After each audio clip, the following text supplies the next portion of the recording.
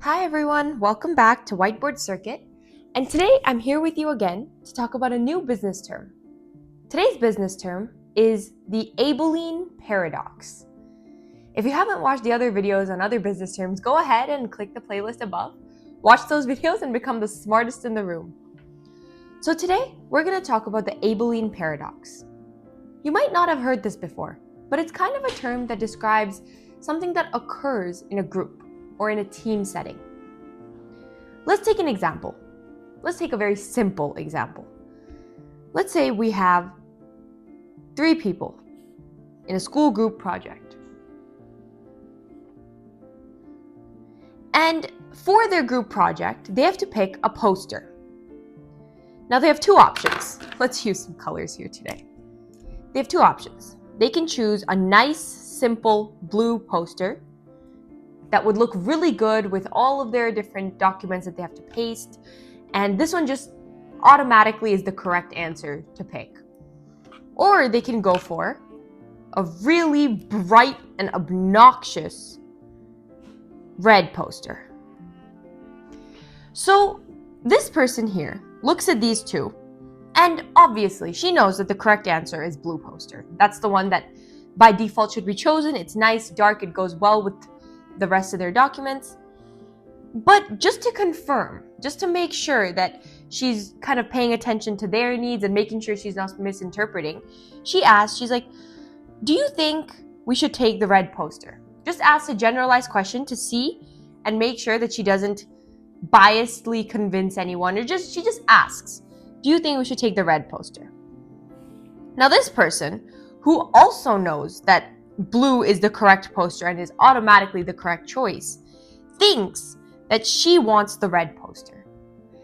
And by empathy, by just kind of going with the flow, she says, sure, let's get the red poster.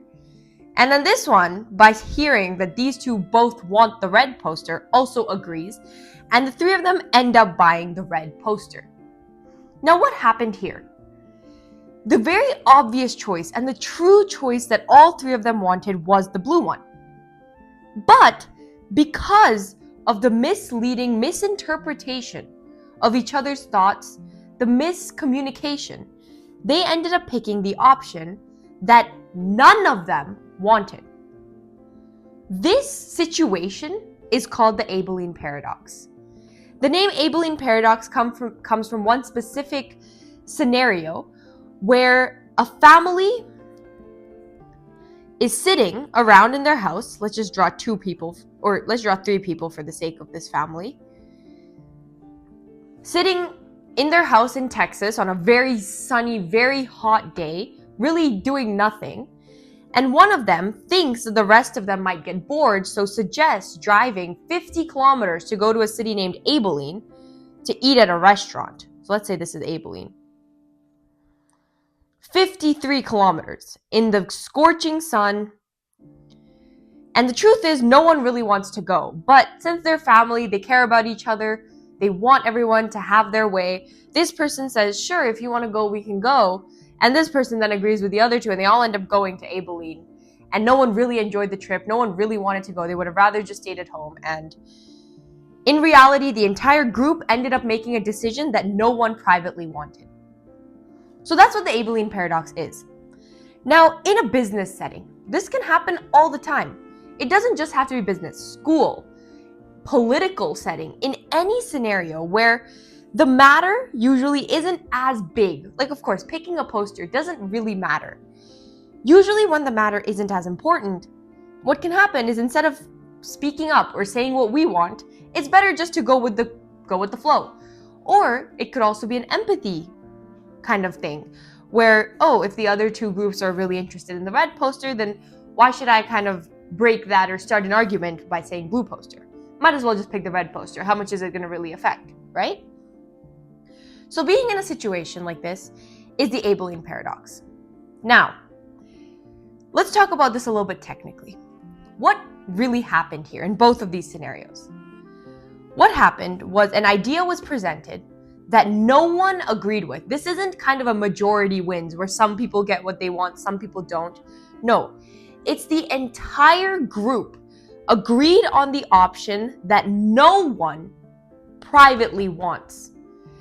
And they agreed for the pure basis that they think everyone wants this. And this concept of thinking is called a false consensus.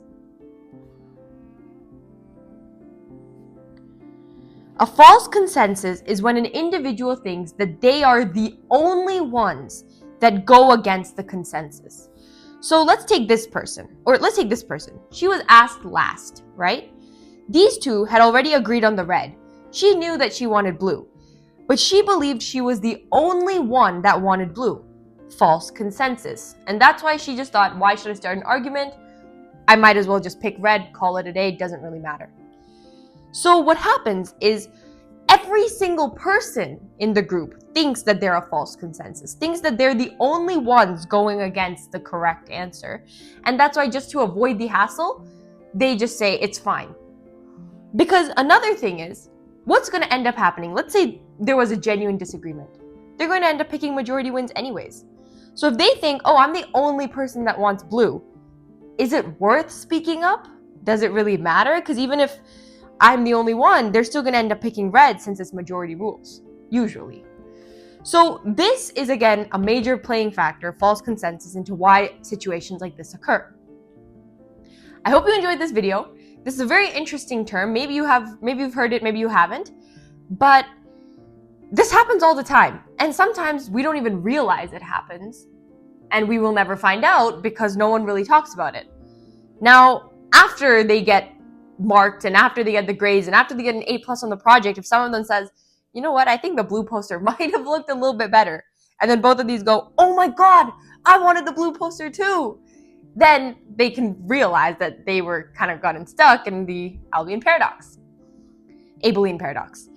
So again, hope you enjoyed this video. Press that thumbs up button and that subscribe button, and if you have any more terms that you've heard or want to know, put them down in the comments below and I'll be sure to make a video on them. Hope you enjoyed this video. Bye!